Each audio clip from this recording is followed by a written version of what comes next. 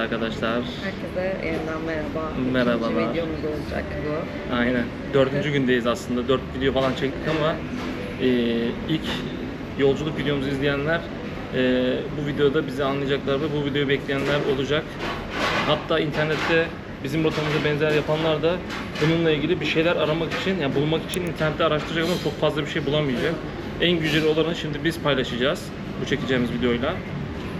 Aslında konu nasıl başladı, nasıl buraya geldik bunu da anlatalım. Hani Anlatalım. Aynen. Bence öyle. Tamam. Devam edelim. Şu an biz Tayland'dayız arkadaşlar. Evet. Tayland, Bangkok'tayız şu an. 3-4 gün daha buradayız. Nasıl geldik, ne yaptık? Nasıl geldik? Nasıl geldik? Ben normalde gıda mühendisiyim arkadaşlar. İstifa ettim Ağustos başında. Erkan zaten sürekli sıkıştırıyordu beni, işte giderim, dünyayı gezerim. Evet, işte, ben geçen sene de demiştim. Araba almadan önce. Geçen sene de demiştim o parayla dünya turuna çıkalım diye. Sen yok demiştin. Araba almıştık. Biz aslında Avrupa'ya bilet almıştık. Almanya, İtalya, Avusturya bileti. 3 tane biletimiz Evet. vardı. Öncelikle ben istifa etmeden önce biz Schengen vizesine başvurduk. Vize çıkmadı bize. Red geldi. Biz dedik ki o zaman Asya'ya gidelim, hani vizesiz ülkelere. Zaten bizim planımız oydu. Evet. Eğer zaten bir yere gidecektik. Sen işten de aradın. Evet. Ben de zaten ayrılmıştım işten. Eğer vize çıkarsa birkaç ay yakınlarda dolaşıp işte Fas'ta vesaire dolaşıp. Biletlerimiz Aralık'taydı. Aynen. Aralık, Aralık Şubat, başladı. Mart'taydı biletler. O aralarda da Avrupa'yı gezecektik. Çıkmazsa da Asya'ya geçeriz dedik. Çıkmadı. Evet. Hemen bir hafta sonra falan bakıp biletleri aldık. Aynen öyle. Hatta arabayı satmadan önce almıştık. Bileti aldıktan sonra bir gün sonra sattık arabayı şansa. Aldık. Nereden aldık? Kiwi'den baktım ben biletleri. Evet. Sen o konuda biraz Aynen.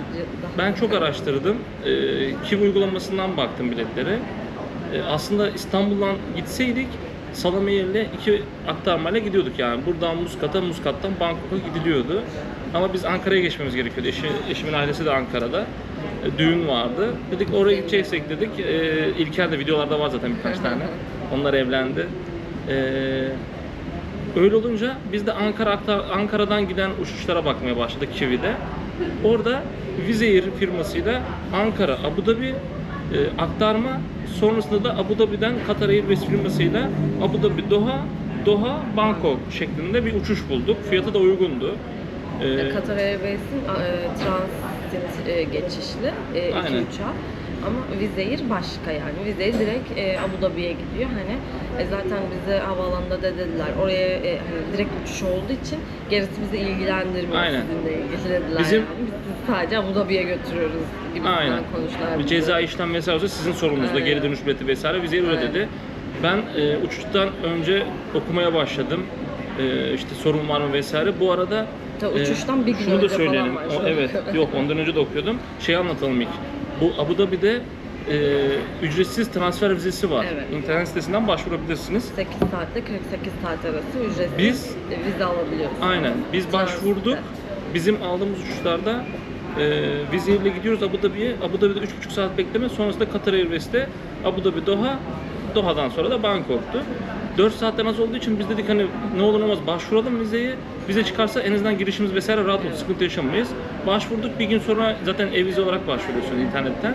Mail geldi, 8 saatten az olduğu için dedi red yapamazsın, yani bu saati değiştirdiler. O da değiştiremedik çünkü biletleri almıştık. Biz de zaten düşündük hani internete baktığımıza göre yani dedik 8 saatten az olduğu için transitimiz de demek ki bir sorun yaşamayacağız. Hani direkt geçeceğiz yani. Öyle hani düşündük. bize de vermediler. Evet. Yani evet öyle düşündük. Sonrasında Abu Dhabi Airport'un sitesine baktığımızda 4 saatten az uçuşlar, aktarmalarda vizeye gerek yok, geçebilirsiniz dediler. öyle de Biz teyit yapıyorduk. etmek için aradım ben. Konsolosluğu aradım. Konsoloslukta Onlar da öyle 4-6 saate kadar da sıkıntı yok dedi. Bize verilen bilgi o. Dedim hani bir mail atabilir misiniz, bir şey atabilir misiniz? Hani belge olsun göstereyim. Hayır dedi, veremiyoruz dedi. Ben ondan sonra iyice interneti altın üstüne getirdim. Hani siz de bu rota yapacaksınız, bakıyorsunuz mutlaka ve bakarken bu videoya denk geldiniz şu an büyük ihtimal. Biz bunları 17 Eylül 2023 tarihinde yaşadık. Yani yeni, daha 3 gün 4 gün oldu. Ve araştırdıktan sonra artık ne olur ne olmaz dedik, biz gidelim dedik. Şöyle bir riskimiz var. Wizz Air'le Abu Dhabi'ye gideceğiz. Orada bagaja aşağıya bagaj vermememiz gerekiyor. Vermezsek şansımız %50 artıyor. Çünkü Dışarı transitten çıkmıyoruz evet yani çünkü. eğer bagaj verirsek Bagaj alanına aşağıya gitmiyoruz. Tabii. aynen ülkeye giriş yapmamız gerekecek Aynen. bagaj almak için. Biz de sırt çantalarını işte doldurduk, tarttık vesaire. Hatta ben son gün biraz bir şeyler de boşalttım yani. Neyse bu şekilde yaptık yani transit geçelim orada %50 şansımız artsın diye. Uçuş günü geldi. Havalarına gittik. Ben vizirden de korkuyordum orada. Bu Vizir... arada 3,5-4 saat önce gittik. Aynen biz havalarına. 6.30'da biz oradaydık. 9 çeyrekteydi uçak. Biz de normalde aşağıya bagaj hakkını da almıştık. Aynen. Hani Pro ne Vitil olur gibi bir olmaz. şeydi onun Aynen. bilet şeyi. Öncelikli Aynen. bilet olarak geçiyormuş. 2 sıra vardı zaten Vizehir kapısında. O bagaj hakkı almayanlar kalabalıktı yani bayağı 15-20 Evet. kişi vardı. Onlar yani 4 3 saat öncesinde 15-20 kişi vardı 3-4 yani. saat önce olmasına rağmen onlar bekliyorlardı. Bizim ayrıcalıklı bölümde de bir kişi vardı önümüzde. Biz de ona bilet almıştık. Hani Aynen. böyle bir şey olduğunu da bilmiyorduk. Ondan sonra zaten bizi direkt aldılar. Biz söyledik direkt hemen söyledik yani dedik Aynen. böyle böyle.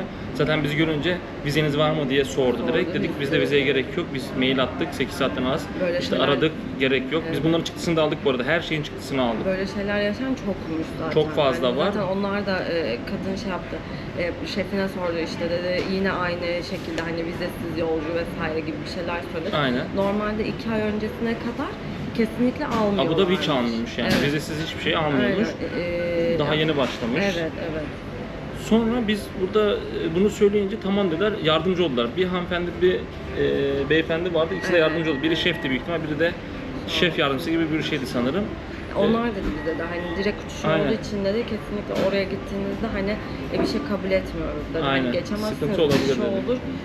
Kendiniz karşılamanız gerekiyor geri dönüş biletinizi vesaire gibi şeyler söylediler. Biz de tamam problem değil dedik. Bagaj konusunda da hani biz yanımıza alacağız bagajlarımızı. Biz demeden onlar söyledi zaten. Onlar zaten dediler ki aynen yanınıza almanız gerekiyor. Yoksa zaten dedi giremezsiniz. ülkeye giriş yapmanız gerekiyor bagaj almak için. Onu da hani giremezsiniz zaten dediler. Yani, Ondan tamam. sonra pasaportlarımızı aldılar. Oradan vizemiz olmadığı için bilet basamıyorlar direkt. Sistemden çıkmıyor. Bilgilerimizi alıp bir kağıt imzalattılar. Pasaportu aldıklarına dair işte örnekleri vesaire. Bir mail attılar. Mailden sonra bize bilet verdiler. Oradan sorunsuz geçtik. Abu Dhabi'ye indik. 3-4 saat. Aslında burada her şey normal gidiyor gibi Hatta oldu. biz şey dedik yani oraya geçtik. Kolay oldu falan. Ben Vizier'de korkacak bir korkuyordum şey daha. yok. Vizier almayabilir çünkü Evet. vize falan yok diye sıkıntı olur diye. Türkiye tarafı çok sıkıntılı değil sanırım. Çünkü dava galiba şey yapıyorlarmış adamın dediğine göre 2 ay öncesine kadar hani ceza yiyormuş. Aynen, Vizier aynen. firması. Vizier ceza yemiş. Aynen. 5.000 euro ceza yemiş. Aynen vizesiz yolcuları aldı uçağına Alıp işte koyduğu Abu için. Dhabi'ye götürdüğü için ceza yiyormuş Vizier firması. O yüzden almıyormuş Vizier'i de. Yani biz başka şekilde düşünmüştük Aynen. de böyleymiş onların söylediği. Neyse biz sorunsuz bagajları aldık yukarıya zor bela koyduk. 3-4 saat yol gittik Abu Dhabi'ye indik. İndik Abu Dhabi'ye. Abu Dhabi'ye indik. İçeri girdik. Biz direkt transfere gittik zaten. Hiç Aynen. içeriye hani Zaten pasaport kontrolüne vesaire Uçak inince bizi direkt o yol daha giderken sol Aynen, tarafta transit yeri var. yazıyor. O Biz tarafta. orayı gördük. Oraya girdik direkt. İnternet okumalarımıza Kimse göre. yoktu ama önümüzde arkamızda. Evet zaten gece 2.30 yok. Aynen gece 2.20 gibi indik. Aynen. 2 gibi indik biz.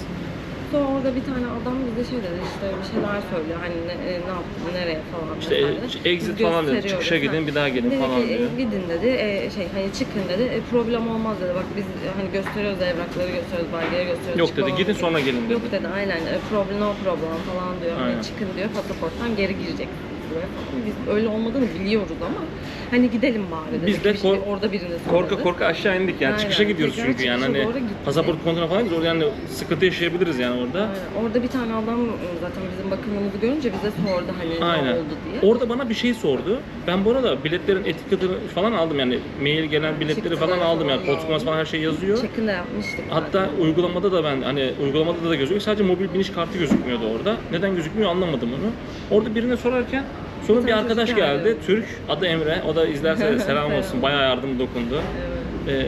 Orada sizde de hani kartınız yok mu falan mobil biniş. Onu da Dedik hani çıkışa gösterdik. yönlendirmişler. Yok dedik.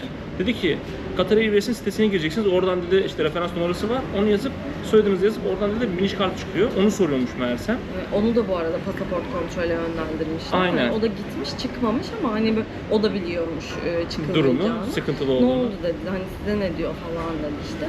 Çocuğun İngilizcesi var bizim, o kadar iyi İngilizcemiz Bizim yok. yoktu neredeyse. Aynen. Zaten onun vardı yani konuşuyordu. Çocuk işte oradaki... Bizi de söyle dedik yani Aynen. direkt. Bizim konuştuğumuz adama anlattı durumu. Adam da tamam dedi, gidin dedi transfere geri. Biz de üçümüz tekrar transfere Geri döndük. Bu sefer başka bir adam vardı. Ha, bu sefer başkasıyla karşılaştık. O adam sordu bir şeyler. Hemen aldı o bizi. Aynen, biniş kartlarını gösterdik, direkt kare kodları gösterdik, tamam dedi, geçin dedi, açtı oradaki güvenlik şeyini. Dedik rahatladık. Aha geçtik. Abu Dhabi Aynen. Airport'a yani transfer Direkt tarafına girdik geçtik. yani. 2 saat, Gideceğiz 3 kadar. kaç saat? 2,5 saat falan uçak bekleyecekti. Sadece oldu. Rahatladık falan böyle. Neyse Bekledik boarding bayağı. saati geldi. Sabah Beş kapıya miydi? gittik. Beş 5'i 5 elli. geçe. Evet. 5.55'te uçuş vardı Abu Dhabi'den Doha'ya. Evet. Katar Airways'in kapısına gittik. Uçağa bineceğiz. Mutluyuz böyle. Üçümüz takılıyoruz yine böyle. Ondan sonra tam girdik. Emre'ye bir şeyler soruyordu. Onu geçirmedi. Adam kenara çekti. Aynen, Bir tane onu kenara çekti. kel bir abi vardı böyle. Tam böyle filmlerden çıkmış gibi böyle biraz sıkıntılı bir abiydi ilk başta. Bizi de aldı. Sonra biz de İngilizce Belki arada anlamıyoruz. kaynarız diye hani Aynen. yine sıradan devam ediyorduk da yok. Bizi de almadı. Siz de gelin geçin kenara dediler. dedi. Bizi zaten üçümüz bir zannettiler. Aynen. Yani üçümüz Biz de bozuntuya Türk'üz, vermedik. arkadaşız zannettiler. Zaten Çocuk- birlikte misiniz diye de Aynen. sordu. Evet dedik biz de aynen. Sonra çocuk Geçtik. bayağı bir şey yaptı Aynen, çocuğa işte. çocuk- Yok dedi geçemezsin. Vize yeri dedi. Aynen. Burada yok dedi. Ya Bilmiyor adamın musun? söylediklerini anlıyoruz az çok. Aynen. Hani. Konuştular işte bayağı aralarında. Adam dedi ki yok geçiremezsiniz. Aynen. Dedi. O Hata ara- yaptınız falan. Hata yaptınız. Geri dönün. Bu şekilde olmaz Vizeyi- dedi. Gidin vize yeri işte size tekrar bilet alsın. Geri Türkiye'ye göndersin. gidin falan. Emre o Ben ara diyor işte, alamayacağım dedi. Emre o ara şey diyor ya, yapmayın işte gidemeyiz, vize yeri almaz, Evet, yok. kaç saat Bizim yol baktık geldik bunlar işte, böyle böyle bize aynen. yardımcı olun lütfen falan. Adam yok diyor, geri dönüyoruz falan. O ara Birini Emre aradı ağlamak adam. üzere. Ben ağlamak üzere. Görkem ayakları Evet, titriyor. evet. Gerçekten sıkıntılı bir de hani o Bu kadar arada yol adam- gittik bekledik. Hatırlıyor musun? Adam önce birisini aradı. Ondan sonra tekrar yok dedi. Olmaz Aynen. alamam dedi. Zorladı biraz, yokuş yaptı Evet. açıkçası bence. Ya 10 dakika aslında- falan yokuş yaptı. Bir de şey yani konuşma tarzı anlamıyoruz ama sert net ifade Evet. ediyor. Yok diyor. Yok. Hayır, hayır, hayır. imkansız, Evet, evet. imkansız yok. Evet. Emre'nin yüzüne bak, Emre de konuşuyor, yok yapma falan ağlıyor. diyor. Ya çocuk gerçekten üzüldü, bir de yani uzun yoldan geliyoruz, para veriyoruz.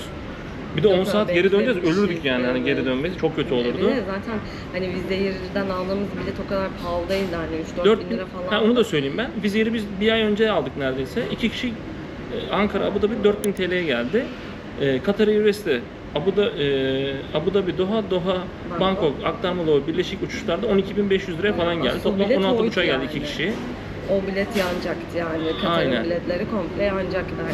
Bizi bir 10 dakika falan bayağı bir orada sıkıştırdı yani kenarda böyle sanki suçlu gibiyiz yani böyle. Evet. Sonra dedi ki dedi şanslı günündesiniz dedi. Evet. Tamam dedi bu sefer geçireceğim dedi ama dedi Vizehir'den bilet almayın asla dedi. Vizehir sıkıntılı dedi. Sakın almayın ondan.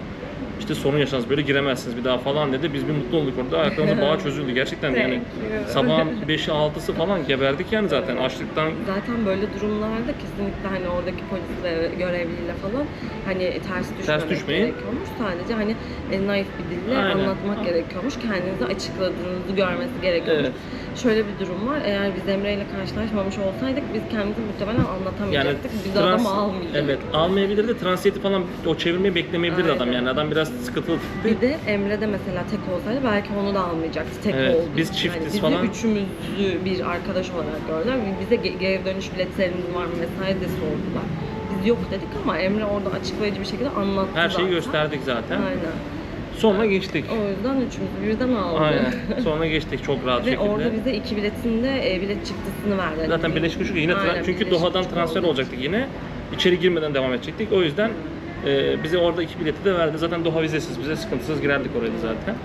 Bu şekilde atlattık ama yani o anları çekemedik yani çünkü çoğu zaten mimlendik orada çekseydik bizi hiç almazlardı Evet, zaten. doğru. Bu şekilde anlatmak istedik. Yine böyle bu rotayı, benzer rotayı izleyecek olan arkadaşlar varsa bize yazsın yorum olarak ya da Instagram'dan DM atsın. Ekstra merak ettikleri, kafalarına takılan ya da bizim unuttuğumuz bir şey olursa, yani şu an çoğu anlattık herhalde hepsini ama varsa farklı bir sorusu olan yine mesaj atabilir, yorum atabilir. Biz hepsini cevaplarız. Ama Vizehir son seçeneğiniz olsun. Biz şanslı günümüzdeydik. İnternette olumlu bizim yaşadığımız durum gibi yaşayanlar da vardı. Olumsuz yaşayan da çok vardı. Biz mesela internette çok araştırdık ama bu hani 8 saat, 48 saat vize muhabbetinde bizim yaşadığımız gibi yaşayan çok kişi bulamadık yani. Hani Yoktu yani. Çok açıklayıcı anlatan kişi de Arafta bulamadık. arafta Evet. kalmış. Bu arada ek not vereyim. Fotoğraf video ile uğraşan arkadaşlar varsa drone internet sitesine girdiğiniz zaman Vizier'in drone taşımak kesinlikle yasak vesaire diyor. Hatta yorumlarda da var drone almıyor falan. Pervaneyi çıkarın. Sorunsuz geçirdim diyenler de var. Ben pervaneleri falan söktüm hani ayrı bir şeymiş gibi göstermeye çalışacaktım hani bir şey olursa diye. Hiç bakmadılar Ankara'da. Evet, yani kesin. daha doğrusu yani Zaten bakmadılar Ankara'da derken hiç bakmadı. Hiçbir zaten yerde direkt X-ray'den bakmadılar. geçti devam etti. Hiç sorun Aynen. olmadı bir şey. Kimse bir şey sormadı bize. Ha dipnot verelim bir saniye. Bu Vizier'le gidiyoruz ya çantalara Vizier etiketi yapıştırıyorlar. Arkadaşlar Abu Dhabi'ye inerken onları mutlaka sökün. Evet, Çünkü orada biz direkt oradan zaten gördüler o bizi. Qatar Airways'in orada kapıda o abi gelirken adam görevli Vizier'le gelirken mi geldiniz dedi, oradan dedi. sordu o etiket de biraz bize sıkıntı yaratmış Evet. olabilir. Çünkü mühimli bir firma orada biraz uğraştırıyorlar. Hemen onları sökün belki o zaman daha rahat geçersiniz. Hani belki %10 arttırır Çünkü şansı bize yani. sordu direkt Vizier'le mi geldiniz diye. Hani çantadaki etiketleri. Çünkü Emre de dedi ya bunlar sıkıntı oldu dedi keşke sökseydik falan Evet. gibisinden bir şey dedi. Onları da sökün. Hiçbir şey yokmuş gibi normal takılın. Sonrasında sıkıntı yaşamadık. Qatar Airways çok iyiydi bence.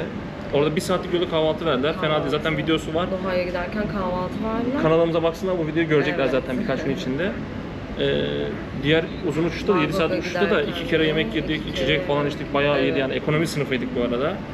Aynen. Qatar Airways çok iyiydi. Ben çok memnun kaldım. Vizier de iyiydi. Yani Vizier'de bir şey yoktu zaten. Falan da oldu. Evet. Hani bayağı servis şeydi yani iyiydi. Bu şekilde biz 4 gündür Bangkok'tayız şu an. Güzel. Bunu da eklememiştik ilk videoya çünkü gece gelmiştik yani yorulmuştuk. 24 saat sürmüştü yol. Zaten ben de hasta oldum. Aynen. arkadaşlar. Bunların hepsini göreceksiniz diğer videolarda. Kanalımıza abone olmayı, yorum atmayı, like atmayı unutmayın. Lütfen. Bize de Sorunuz varsa yazın. Değil mi? Evet. Instagram'a da sorunuz bekliyoruz. Orada daha varsa. aktifiz bu arada. Değil mi? Evet, Neydi Instagram? Instagram'da bugün buradayız. Yine YouTube'da Takip bugün edin. buradayız. Takiplerinizi bekliyoruz. Mesaj atarsanız cevap veririz hepsine. Şu an takipçi sayımız az o yüzden hepsini görebiliyoruz. Bir de biz ne yapacağız? Mesela burada şu an 7 gün buradayız. Bangkok merkezdeyiz. 4. günümüz bugün. 3 günümüz daha var. Burada kaldığımız hosteli kendi paramızla ayarladık. Buradan biz adalara doğru, aşağıya doğru geçeceğiz. Orada Workaway'den biz birkaç ev bulduk. Hostel, Hostel tarzı yerler. İşte birkaç kişi ayarladık. Tarihlerimizi, geleceğimiz tarihleri söyledik. İlk gideceğimiz yer neredeydi? Hao Hin'de. Yani Hao birkaç Hin'de. yer vardı da tarihler uymuyor.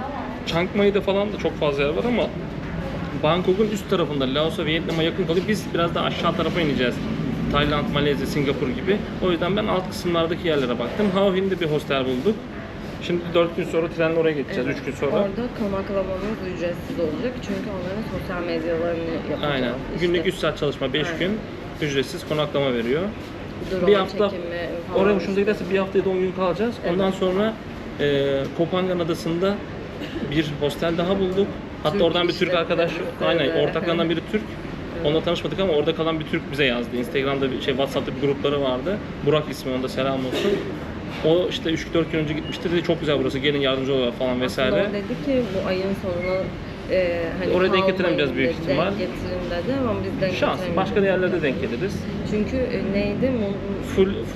Full Moon partisi varmış. Partileri varmış. Evet. Bakacağız artık. İlla ki denk gelir bir şeyler. Bu şekilde bundan sonra devam edeceğiz. Zaten videolarımızda görürsünüz. Takipte kalın. Aynen. Görüşmek üzere. Starbucks'ta çekiyoruz bu arada. Evet. Çok sıcak dışarısı. Evet ya dışarısı çok sıcak. Bir de burada bence o yüzden hasta oldum.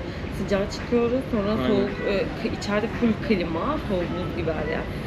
Gir çık o yüzden bence hava değişiminden Olabilir. çarpıldık biraz. O zaman görüşürüz. Hoşçakalın.